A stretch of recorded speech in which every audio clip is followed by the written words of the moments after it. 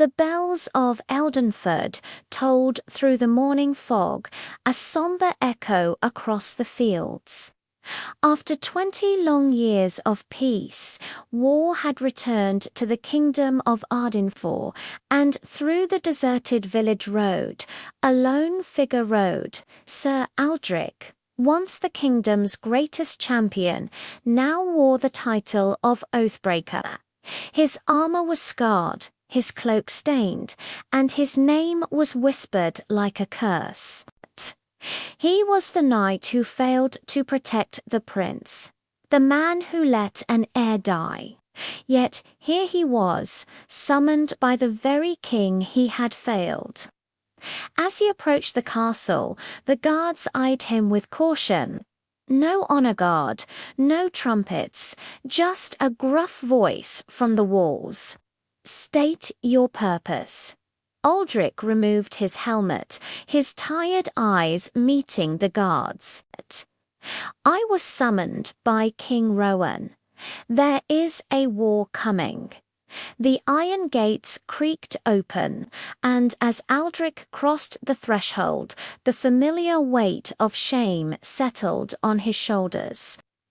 Inside, King Rowan sat on his throne, his hair now silver but his eyes as sharp as a hawk's. "You return after all these years," the king's voice was heavy. Aldric knelt. "I swore an oath. Though I failed you, allow me to serve again." The king sighed. "Our enemy is not a kingdom of men. It is the Iron Horde, led by the warlord Magnus Blackhorn.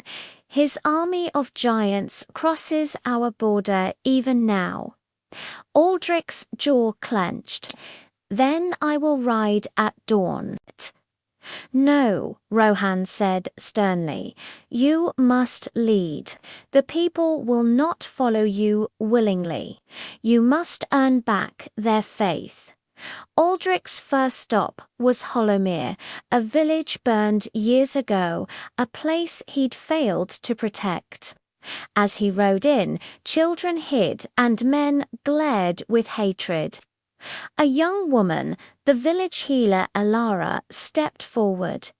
"You dare return here?" she asked, her voice cold as ice. "My sword failed our people once," Aldric admitted.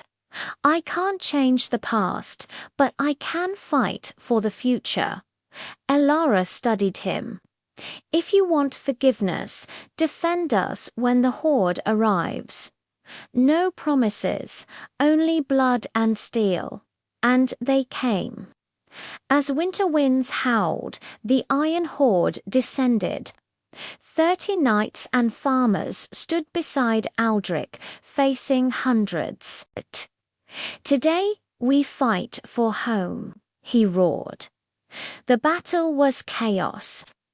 Giants smashed barricades, but Aldric met them head-on, his sword a flash of silver lightning. Alara hurled flaming oil from the rooftops, while farmers fought with pitchforks and knives. A giant swung its club down, shattering Aldric's shield. Wounded and bleeding, he made one final desperate strike, and the beast fell. He refused to fall. This time he would not fail. After hours of brutal combat, the horde retreated. The village was saved. For the first time in 20 years, the people of Hollowmere looked at Aldric, not with hatred, but with hope. King Rowan arrived with reinforcements to see the villagers celebrating their defender. "You have done what many thought impossible," the king said, his voice filled with pride. Alara spoke for them all. "He has earned forgiveness with sacrifice." The king nodded. "Then rise Sir Aldric of Hollowmere Knight of Ardenfall once more." The war was far from over. Magnus Blackhorn still marched south, but this time Aldrich was ready, not for redemption, but for victory.